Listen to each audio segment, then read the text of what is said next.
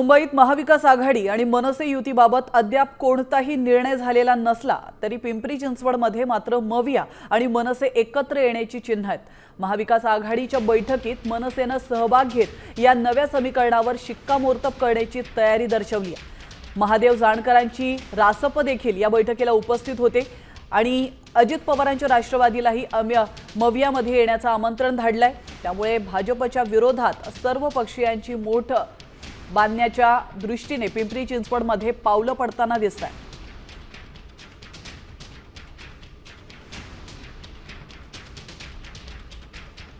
त्या पिंपरी चिंचवड शहराच्या विकासासाठी आणि मराठी माणसांसाठी, मराठी विचारांसाठी उद्धव साहेब आणि राजसाहेब एकत्र आलेले आहेत। या शहराचे मूलभूत प्रश्न खूप मोठे आहेत, ते सोडवण्यासाठी आम्हाला आता जागेची तडजोड करू आणि 100% या महानगरपालिकेच्या निवडणुकीमध्ये एक मोठा आकडा घेऊन या पिंपरी चिंचवड महानगरपालिकेमध्ये बसण्याची व्यवस्था करू।